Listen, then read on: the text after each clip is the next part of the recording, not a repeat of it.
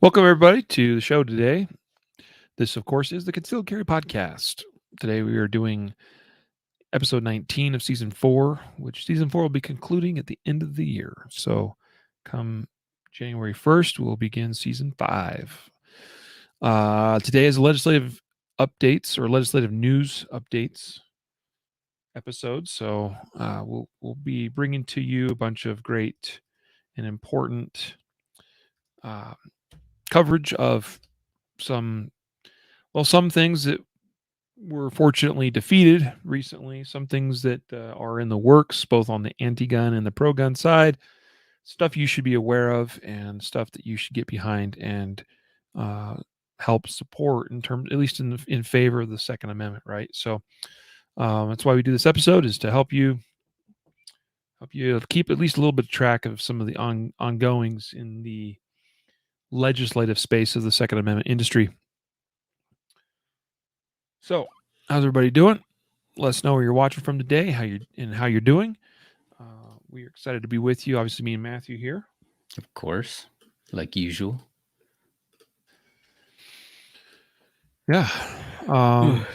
Originally, Jacob was going to be a part of this episode, but he is actually not around today. So you guys are both pretty busy, huh? Luckily, you have somebody who's not too important. I don't have to do a lot of important things. I'm always available. You're the most important one. That's why you're always here. I don't know about that, but we'll go with it. Hello, Elke. Watch from home today. Eric from North Carolina. Rich. Hey, Rich. Pleasure to have you, sir. Thank you for checking in. And Brett from Tennessee, also from Tennessee. Rich, of course, is in Tennessee as well. So we're going to jump right into it. We're not going to kill too much time here at the start. And also, I'll just give you all a heads up. Those of you that are on the live stream with us today, we are experiencing some pretty, I don't know if I'd call it severe weather, but we have really, really high winds in Colorado here today. So it's entirely possible that a tree or something could get blown over while we're doing this, and I lose my power and internet feed and all that. So if I disappear, I apologize in advance. But we have one of our guys that works for us and is local here. He lost power today so far. So they've recorded wind speeds of over 100 miles per hour in certain communities here along the Front Range of Colorado, which is pretty impressive because we don't actually have like a tornado or anything going on, like just straight up wind. That's some pretty crazy wind. I also understand that this high wind and everything that's pushing east with this front could likely and is expected to cause some problems for those of you in the Midwest. So obviously, a pretty terrible thing happened last week in Kentucky was probably the one that got hardest hit, but obviously with the tornadoes. And speaking of issues, Matthew just got kicked out. He might have just lost his power. Well, I was about to begin the recorded part of the show here, so we'll go ahead and see if we get Matthew back before we do that. Hopefully, we do. I'll be watching my my open chat box or window here with him, see if he tells me anything. So either Matt had a stroke or his camera froze. Well, if his camera froze, I didn't notice. So he may have just had some kind of technical issue there. Yeah, Elke, yeah, 84 miles per hour gust just a few minutes ago in Arvada, Colorado, 104 in Golden. I think the 107 mile per hour reading that I saw reported earlier today was up towards Boulder. That's pretty crazy. Matthew just said his internet just crashed. So we'll give him just a minute. No worries, bro. That's what I'm writing back to him.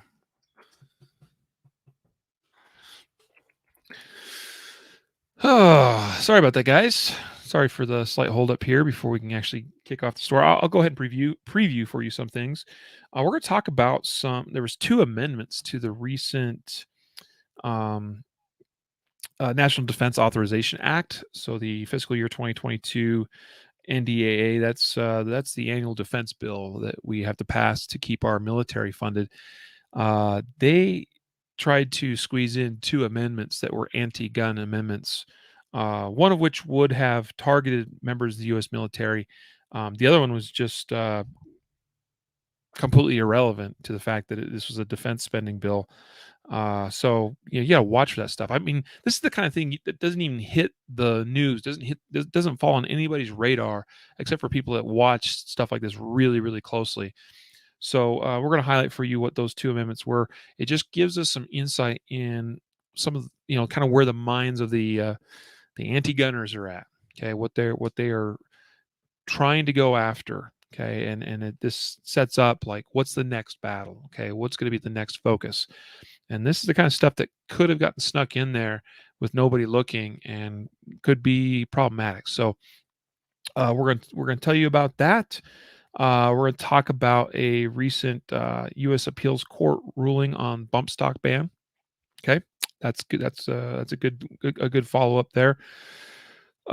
We've got some updates out of California regarding some proposals from Governor Gavin Newsom's office there. No surprise. Obviously, it's not in favor of the Second Amendment. We've got an update from Boulder, Colorado regarding the assault weapon and magazine capacity limits that they passed here not too long ago, a year or two ago. I guess probably about 2 years ago in Boulder, Colorado here. So this is actually a win for the Second Amendment. So, hey, Matthew's back. Cool. So, and then we've got 2 updates regarding constitutional carry. One is the state of Ohio. One is the state of Pennsylvania. So there you go. Is a preview of the stories. So hopefully I kept enough of you somewhat preoccupied with the preview there while we got Matthew back. I don't know what happened, guys. So it's the beauty of doing this live, right? When you texted me and said internet just crashed, I was like, oh, you forgot to pay his bill. It's auto pay, so I hope there's enough money paying it. So there's no money in your account. Somebody hacked you. Okay, well, here we go. You ready? I'm ready. Let's do it. In 3, 2, 1. This is the Concealed Carry Podcast, Season 4, Episode 19. And welcome to the Concealed Carry Podcast, part of the concealedcarry.com network, brought to you by Excess Sites. Today is Wednesday, December 15th, 2021, as the recording of this episode.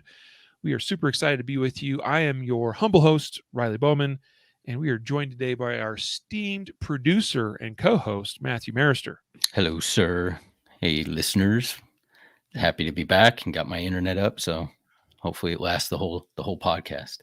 Yeah, well, and it was such irony because I was just talking a moment ago about how we're having really high winds in Colorado here today, like gusts in the 80 to 90 mile an hour range right in my own neighborhood here where I live, which is very, very, very unusual. These are crazy winds.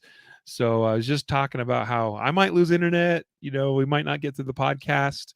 Of course, that's still a possibility. And then all of a sudden, Matthew lost his internet. But I'm guessing not due to high winds. Oh, and he just froze again. Holy smokes. Well, I'm going to press on. We'll see if we get Matthew back here momentarily. So welcome to the show, folks. Today, we bring you our legislative news updates episode. This is where we highlight recent legislative-focused news and information, keeping you apprised and updated on the current ongoings legislatively, both at a national level as well as highlighting state and sometimes local issues, things we want to bring to your attention and make sure you are aware of, stuff that we hope that you will support, at least in the case of pro Second Amendment legislation, or make sure you get out and have your opposition heard in respect to those matters that obviously would go against the Second Amendment. So we appreciate you being a part of this episode. First of all, I need to let you know that our sponsor, Elite Survival Systems, specifically sponsors the Legislative News Updates episode. So we are so pleased to have Elite Survival Systems and their fabulous lineup of products, primarily a lot of really great bags and that sort of thing, especially geared for the concealed carry lifestyle. Pretty much everything they make has some sort of concealment feature designed into the product. And so we're thankful for Elite Survival Systems and their sponsorship of this episode. You know, most of their products are made in the USA. They have a lifetime guarantee, which is huge. Okay. You have any problems whatsoever, just contact them. They'll make it right. They got tons of product options. You know, I got on their website and said, I want to try a new bag from them. And, was able to find the Stealth SBR backpack, which I'm still just absolutely thrilled with as a product. It's an awesome bag. It's traveled around with me already a fair amount. In fact, just took it on the road with me to Texas a couple weeks ago when I went down there for some training. So all with my 300 Blackout AR pistol riding along. Great concealment backpack. They have been around since 1979, based here in the USA. So, guys, we appreciate, again, Elite Survival Systems support of the podcast. We hope you'll support them. Don't just survive, thrive. All right. With Elite Survival Systems, elitesurvival.com. Today's episode also sponsored by CCW Safe.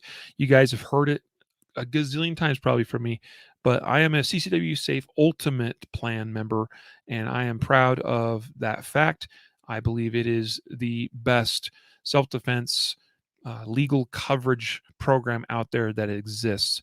I would encourage you to check out, and if you can't, if you don't want to quite pay for the ultimate plan, please at least consider getting their protector or their defender plans. Protector plan is geared towards active law enforcement and military. I think that also includes retired or veterans of the military. And then the defender plan is just their kind of entry level plan for concealed carriers. So please consider checking out CCW Safe today. Use the coupon code CC Podcast to save automatically 10% off of a new plan with them. And then for Guardian Nation members, you guys know who you are. You save 20% with your special members only discount code, which is available in the members dashboard area of the Guardian Nation membership website. So, guys, thanks to our sponsors here today. Matthew's just messaging me and saying he doesn't know what's going on with his internet, but he's working on getting it back up. I'm going to go ahead and forge ahead here, and we anticipate we'll have Matthew back here shortly. So, first story is reported on the NRA ILA site. Now, guys, I'm going to be fair, okay? Love or hate the NRA as an organization, or recognize that it's an organization that isn't without its faults or whatever, okay? The NRA ILA is the Institute for Legislative Action, which is the part of the NRA I think that actually is truly the really important part, besides their firearms instructor programs and whatnot, which I think does good work as well overall. Anyway, the NRA ILA reports anti-gun provisions dropped from the House passed NDAA. That's the National Defense Authorization Act. Each year there's an annual defense spending bill that has to be passed to make sure our nation's military remains funded each year. And here's the thing, okay? You got to watch yourself. You got to watch these cats there in Washington, D.C. Even with something as simple as a military spending bill, there were a couple of representatives, both actually from California in this case, Representative Jackie Speyer and Representative Norma Torres, both from California, both proposed amendments to the NDAA, the fiscal year 2022 NDAA, that would have been anti-gun provisions. We got Matthew back. We'll hope that that his internet holds on tight for us.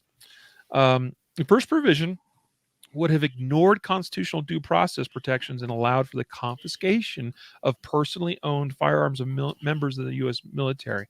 It would have afforded the military judicial system the ability to issue ex parte protective orders that would prohibit firearm possession without giving the accused an opportunity to contest the accusations against them and present evidence in their defense. So essentially, this was a red flag law for the entire military, is what this amendment would have been. Fortunately, it got stripped out of the spending bill. So that was fortunate. Okay. But again, I talk about this all the time about, we have to talk about these kinds of things. Number one, because it's good to recognize when we have wins, but number two, so that we see what's on the roadmap, so that we see what is the strategy, what is the next play, where are the anti-gunners in our government, what are they looking towards next, what are they coming after. All right. So this tells us, hey, U.S. military members, uh, they want to make sure they get red flag laws instituted military wide. All right. So that it's not even specific to a state, right? So right now we have red flag laws in a number of states where those states have passed them. But this would have instituted something for the U.S. military members, and I don't know, possibly even their families. I don't know to what extent that would have extended. But the Second Amendment that they tried to slip into the spending bill would have undone components of two export reform regulations crafted by the Trump administration. It's hard to not go into the weeds as to exactly what all that would have covered, but I can tell you this much: one of the things the Trump administration rolled back a couple years back was some legislation or regulations that that upped the cost for sometimes just regular gunsmiths to do their job. Okay. That was instituted under Obama. Trump rolled some of that back, as well as a bunch of other, particularly export-focused regulatory things. All right. So the other amendment they tried to slip into this recent Military Spending Authorization Act would have rolled back those Trump initiatives and so that would have impacted directly American competitiveness. It says here would have removed burdensome. Would have reinstituted some burdensome regulations for gunsmiths and other small businesses. So, fortunately, again, that was stripped out of this spending bill. So we got to be on our toes. We got to watch for this stuff. And I'm thankful to those that do watch this stuff very closely and make sure that this kind of stuff doesn't happen. So that's the first story. How's the internet, Matthew? It's holding up, man. It's holding up. I don't know what's going on first time for this to happen, but hopefully we'll make it through the entirety of this episode. Yeah.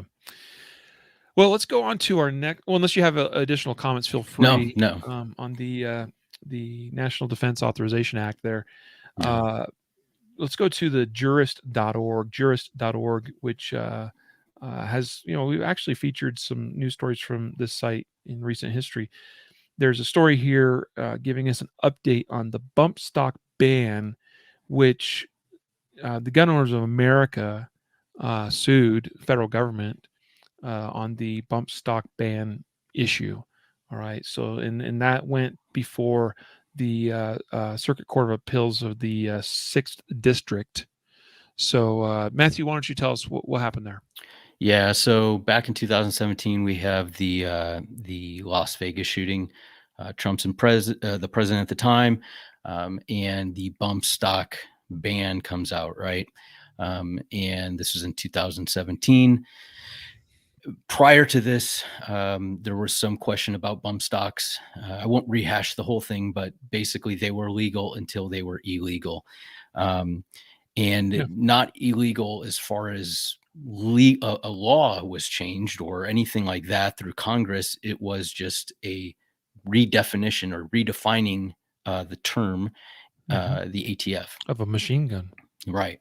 Which is a pretty big thing, right? It's not just, hey, we have a little difference of opinion on how different administrations might, interpret this rule that might result in a fine or some sort of regulatory thing. This is turning people from law-abiding citizens to potential felons. So this is a big thing. It's not just, some minutia of, semantics. It's a big thing. So basically, guy sues and loses, goes to appeals court. That the appeals court sides with him, but says, "Hey, we want to we're going to hear, oral arguments. They reject the oral arguments, but then agree later on, or they take the oral arguments, but they don't rule. They referred it back to the original court, but then decide, okay, we will take an en banc review of this case. That was what was just came out, and it was in the Sixth Circuit, and it was split. So in order for the lower court to be reversed, it couldn't be split. And this was split 8-8. So it would have had to be a majority. So since it wasn't a majority, it reverts back to the lower court ruling, which upholds the bump stock ban for now. Yeah. And this was just one of the cases that was mentioned in this jurist.com article. There's another one. Sounds like we may have lost Matthew's internet again. So I'll pick up where he's leaving off here. There's a similar case in the 10th Circuit Court that was initially agreed by the 10th Circuit Court to be heard, but they later decided to drop it. That case is actually seeking U.S. Supreme Court review. So we've got that case. We have the 6th Circuit Court of Appeals case, this rejection here, that these are both going to be seeking review by the Supreme Court would be my guess. And now having two cases proceeding, although really in the 10th Circuit Court, it's not really proceeding, but we have two cases in two different districts that are seeking review by the Supreme Court. So that ups the probability the Supreme Court will take up and hear one of these cases or both of these cases. So that is a promising sign. Again, bump stocks, this isn't, I've made it clear I'm not like a huge fan of a bump stock. I never owned one. I've used one. Not a product I particularly have any use for, but I absolutely abhor the fact that by not even legislative fiat or by the declaration of legislation, but by a declaration of a sitting U.S. president and his regulatory agency, which, interestingly enough, was President Trump, just at a stroke of a pen decided we're going to outlaw bump stocks. That's a problem, and it's a problem because of the way it was done, and the fact that we went back and decided to redefine or reinterpret the law. So I'd like to see this overturned. The curious thing about this Sixth Circuit Court decision is the court was split. It was split 8-8. If it had been a majority vote, all we need is one more vote, and it would have gone in favor of the plaintiff here. So, yeah, it's important, right? These things, and elections are important. The sitting president in that position is important because the power he wields to appoint federal judges, and we saw 8 out of 8 judges here. Excuse me, 8 out of 16. Apparently, this was a 16 panel, which is pretty good size judicial panel. But we just need one more there. Anyway, Matthew looks like he's working on getting his internet back up. Our apologies again there. It's so ironic because here I thought it was going to be me having to worry about power outages in Colorado. And who knows what's going on there with our Mr. Matthew Maruster, producer of the podcast. Moving on to California. No surprise here necessarily, but something we need to be aware of. And particularly if you are a Californian, you better be aware of, and you better be writing the governor's office, writing your state representatives and senators, and doing anything else you can to be active and engaged and working to thwart the damage that Governor Newsom and others in the state of California are working to affect against the Second Amendment. So what Governor Newsom is proposing and is working on is a state law there to allow private citizens to sue gun manufacturers. That flies directly in the face of very specific federal law, a law that is known as the Protection of Lawful Commerce in Arms Act, the PLCAA, which was passed, I think, in 2005, thereabouts. It's definitely during George W. Bush's term, or one of his terms. And by the way, that law was passed with wide bipartisan support. Just saying. All right. And part of that law specifically prohibits the ability for people or organizations to sue manufacturers because of criminals that intentionally misuse and commit criminal acts with firearms. So, Governor Newsom is working on a proposal to create a statewide law that will permit private citizens in the state of California to sue manufacturers for the way criminals use their guns, hold manufacturers liable for something they have no control over, really. So, that's a problem. It goes directly against federal law. This is obviously going to result in an immediate challenge. All right. But at the very least, this is why we talk about this here on the podcast, so that hopefully we help mobilize some of you, many of you, particularly those of you in California, to get out there and make sure this is fought against, because this is a bunch of baloney. So there you go. Just wanted to bring that to your attention. Randy on Facebook commenting, he's coming to Denver tomorrow. Is the weather that bad? I think it's just today, Randy. We just have really, really high winds. It's pretty crazy. We've seen winds as high of 107 miles per hour. Bunch of flights canceled in and out of the airport here because of that. So it should be settled down by tomorrow, though. So anyway, let's go now to actually talking about Colorado, the city of Boulder, Colorado. Boulder, Colorado, a couple years ago passed a assault weapons ban, as well as decided to go above and beyond the state law and limit magazine capacities to 10 rounds or less in the city and county of Boulder, or maybe it's just the city of Boulder. Yeah, city of Boulder, I'm pretty sure it is. City of Boulder was challenged in first state court.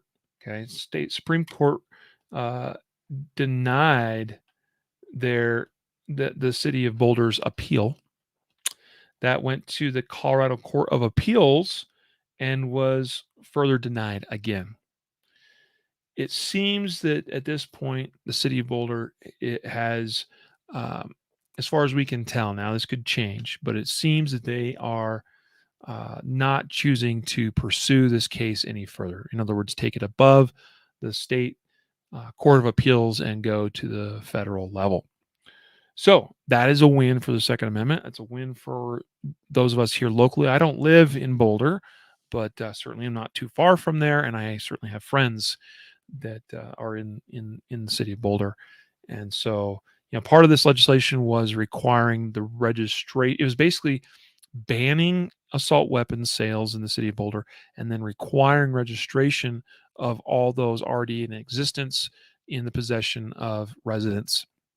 And they had a certain time frame by which they had to register their quote unquote assault weapons, essentially their AR-15s and whatnot, with the city of Boulder. Okay.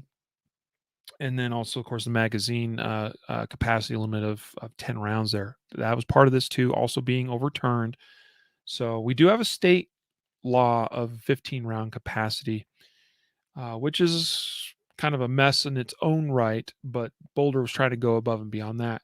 So fortunately for residents of Boulder, Colorado, this one is dead as of now and seems as though it's not going to go any further, but we'll let you know if that changes.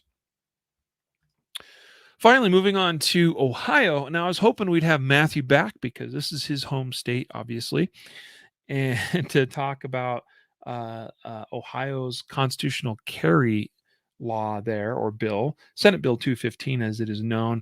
And Matthew wrote an article on our site, ohio.concealedcarry.com, where you can find it. Just published today, in fact. You'll also see this article on the main concealedcarry.com site as well. For those of you that don't know, we have localized news, and blog stories, as well as class schedules for those markets where we do have affiliate instructors in. You can always just add your state. So if you live in Ohio, you just type in, instead of concealedcarry.com, you put in ohio.concealedcarry.com, and that'll take you to our Ohio subsite of concealedcarry.com. And so again, you'll see Ohio specific news and information in the blog listed there. And you also see any upcoming classes, including I actually have a class in Ohio coming up in March in Youngstown. So and that'll be a 2-day pistol intelligence class. So those of you in Ohio, love to have you come out to that class if you'd like to. I'd love to see you. So I think it's March 5th and 6th in 2022 in Youngstown, Ohio.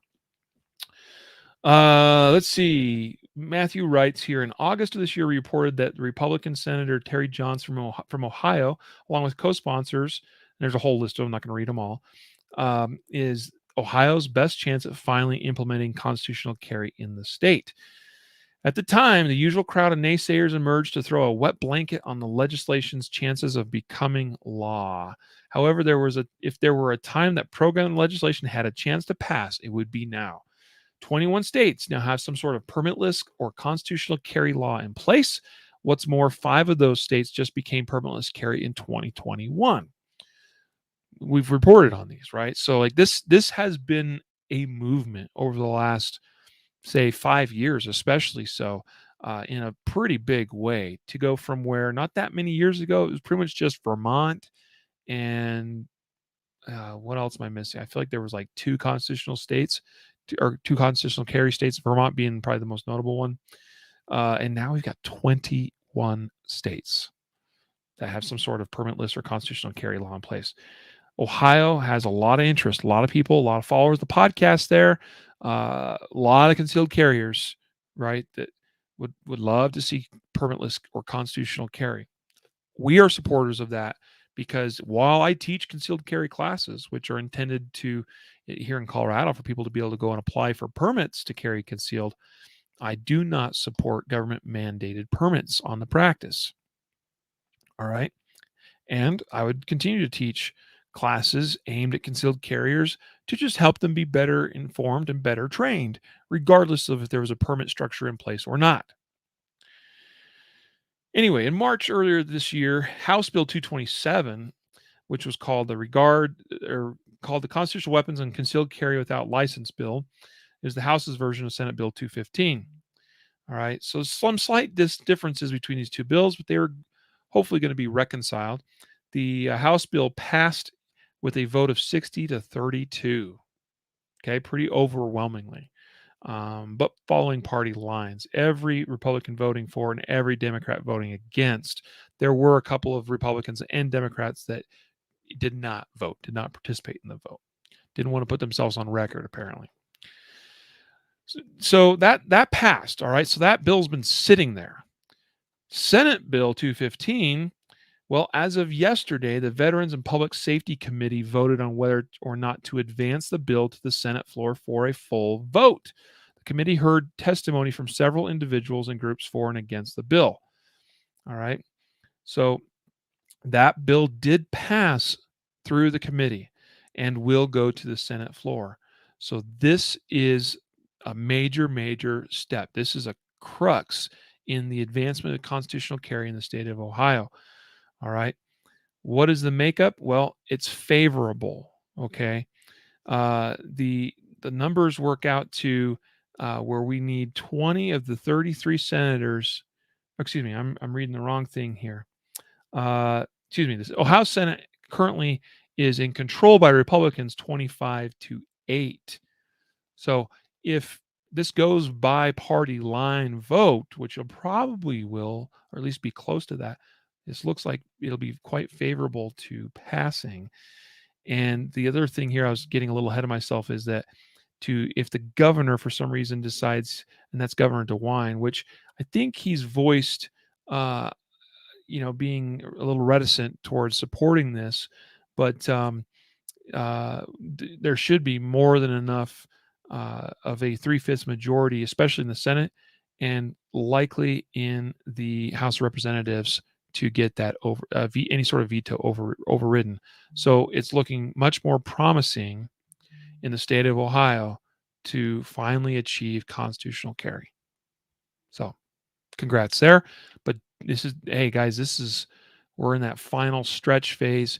This is not the time to ease back and say we got it in the bag.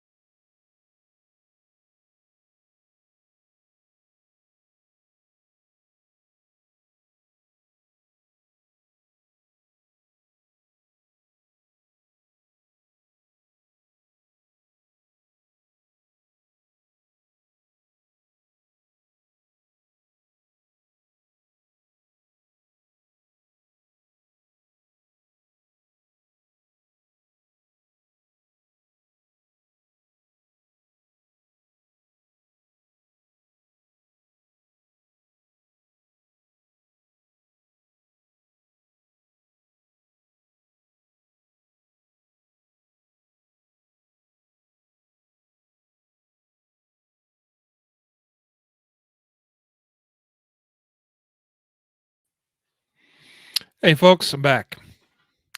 I apologize. Of course, we warned you at the beginning of the show that it was entirely possible that my power could go out here. Fortunately, we it just went out briefly as a sort of a surge. So issues with Matthew's internet today, and issues with the power here at my place. Um, anyway, I'm back. So I don't know that we're going to get Matthew back before I'm able to finish the episode. But it is what it is. Wow, what a day. Funny thing is, he messaged me just a minute ago and said, I'm on the line with me internet provider. Sorry, man. I got a chuckle. Obviously, it's a little typo, but on the line with me internet provider. I'm like, nice Irish. Anyway, all right. So I'm going to pick up where I left off. We're going to continue on and press forward. Uh, just we're getting really close to the end of the episode here. But we were obviously just talking about the state of Ohio and the chances for final passage of the constitutional carry bill. So I'm going to do my best to pick up about where I got cut off at. And yeah, so thanks for sticking with me. Seriously, I really appreciate all of you that's that expressed so much support to us in the show, not only today but all these many years we've been doing this. So I believe what I was saying was something to the effect of, so this is not the time to sit back and think, oh, we've got it in the bag, right? This is the time to be contacting your state senators, because now if this is going to go before the full Senate, let your senator there in the state of Ohio know your support for Senate Bill 215. Then, of course, there will have to be a little bit of reconciliation between the House bill and the Senate bill, and we'll hopefully get this all wrapped up. Okay. There's obviously a lot of support both in the House and the Senate for these bills. So I'd say this looks very likely it's going to get done. It's just a matter of, are we going to get it done with enough of an overwhelming supporting vote in both the House and the Senate to suggest to Governor DeWine that, hey, don't even bother vetoing, because if you do, we're just going to end up overturning that. This is the power of the process at work, right? Obviously, we have the ability, for state governors or for the president of the United States, for these executive leaders to veto things passed by our respective Congresses. But then we have the ability for those Congresses to say, wait, we represent the people. We're responsible to our people in our various districts, and this is what the people wants, and we're gonna override you. And that's a beautiful thing when it works. I mean, I'm whatever that is, like the process, I think itself is an amazing process. So don't just think we got it in the bag. Make sure you are letting your voices be heard by those that represent you, to know of your support for constitutional carry in the state of Ohio. At least I hope you support it. If you don't, that's fine. We still love you. But I think this is good legislation. Moving now to our final news story, which is from the state of Pennsylvania, prominently featuring Governor Wolf, governor of Pennsylvania. Governor Tom Wolf today vetoed, and this, by the way, is as of December 2nd, is when this was published on. This is actually on the governor's page, governor.pa.gov. So this is actually essentially his statement regarding his veto. He vetoed Senate Bill 565, which was legislation that would allow anyone who wishes to carry concealed guns able to do so without a background check and permit. I'm going to read part of his message, and then we're going to talk about it. This legislation, which eliminates the requirement for individuals to obtain a license before carrying a concealed firearm, will only exacerbate gun violence and jeopardize the safety of all Pennsylvanians. Each year, there are more than 1,600 victims of gun violence in Pennsylvania. These victims and communities deserve to have meaningful legislation passed to address the scourge of gun violence. I support many public policy proposals that would help solve this urgent issue, including safe storage legislation. That means penalties if you don't put your gun in a safe properly, which is the responsible thing to do. But I just don't think that penalties will work, and I don't think it's the right thing to do. Also, he supports extreme risk protection orders, enhanced reporting requirements for lost or stolen guns. Read that as penalties if you fail to report your lost or stolen guns, and closing gaps in the background check system. Hard to say exactly what he means by that, but anyway, we know the background check system doesn't really work anyway. Even if it was fixed, supposedly, there would still be failures in such systems. Unfortunately, this bill would make gun violence worse and would put law enforcement officers at greater risk of harm. I'm going to go down a little bit further. Couple paragraphs down, he says, in states without concealed carry licenses, there is an 11% higher rate of homicide than those states who require a license. I'd actually like to see him cite his sources on that. All right. As we've talked about before, or just earlier in this episode, there are 21 states now that have constitutional carry. From what I've seen, there's been no correlation between any rise of rate in homicide and constitutional carry being passed. I call BS on this claim that 11% that there's a 11% higher rate of homicide in states that don't require a permit. All right. So Governor Tom Wolf, I'm calling you out. I want to see your sources. I want to see that where that came from. And then let's also look very closely at that data. I assume that number came from somewhere. All right. But then let's look closely at that and actually ask ourselves the question, can we actually say that crime has risen, violent crime has risen as a result of permitless carry? Here's the thing. He then goes on to say how in 2021, nearly 360,000 licensed to carry background checks were completed and nearly 11,000 were denied. Now, if it's anything like Colorado's, which we just talked about a couple episodes ago, about how they claim so many applications for permits were denied, but the reality is a lot of those were false negatives. And when that's all cleaned up, it's probably a lot lower than what they say. Same is true of gun background check denials. Even if that is true, see, here's where they try to play on our, this is an emotional appeal of, hey, 11,000 people were denied for permits. So what does that tell you? That means 11,000 people would have been carrying guns that are criminals, and that's scary and dangerous. Ask yourself the question.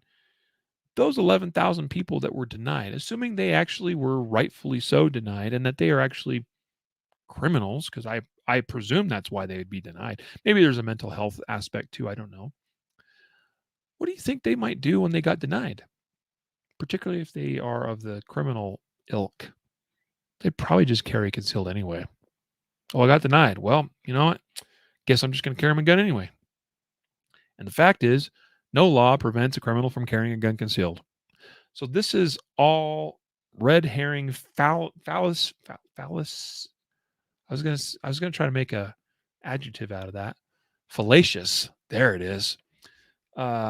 Arguments against constitutional carry. All right. The logic doesn't make sense. I don't think the data makes sense. Whatever data they may have. All right. And yeah, Governor Wolf, I'm calling you out, and I think you probably don't give a crap. Probably don't even know I exist. Probably don't even know this podcast exists. But I'd love to hear a response from you. All right. Explain to me seriously why anything you did about vetoing this bill is going to actually make the streets of Pennsylvania safer. Okay. Criminals carry guns regardless. So figure that one out and get back to me, because I'm calling you out. All right. That's it. That's our news stories for today, guys. And to that point, talking about us, the people getting involved, right? Governor Tom Wolf there in Pennsylvania. If you live in Pennsylvania, I guess even if you don't, you could, but it probably won't be as effective. But if you are a Pennsylvania resident, Pennsylvanian, I hope that you will write his office and express your displeasure and explain to him the error of his ways and his logic for vetoing that bill. Bill again, 565. So there you have it. Well, guys, again, another great episode here. Although not without its interruptions with Matthew having problems with his internet. He tells me he's on the phone with the internet provider and that they've tested his router and they've determined that his router is failing. So that happens sometimes. We're sorry we missed you, Matthew, and we'll see you next time. Normally, I'd have Matthew's assistance with doing our weekly prize giveaway. So today I am going to have to announce that all on my own. I do want to remind you that each week we give away a prize to one lucky winner. Those of you that signed up at the page, www.concealedcarry.com/podcast prize, just fill out the form there. All right. You do have options to share the giveaway and get and earn extra entries into the giveaway, which is worth looking into. All right. Sign up for the prize giveaway each week and have an opportunity to win. All right. And the odds are pretty good, honestly, when you actually look at how many people actually sign up each week and you look at a lot of the other giveaway stuff that a lot of people will get involved in, the odds of winning actually are pretty high with our weekly giveaway. So this week's prize is a MCF Spark flashlight from Ready Up Gear. Here's mine right here. Awesome little compact concealed carry light.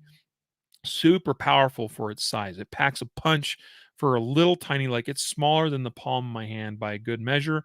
It's compact, has a great clip, stays clipped to your pants when you need it to be, but at the same time you can pull it out and immediately deploy it. It's a great little light for many of you concealed carriers. So one lucky winner. I think the value of this is $50 or $60 for the light. I don't remember always exactly what we sell our stuff for. I'm not always looking at the prices, but guys, it's a pretty good prize.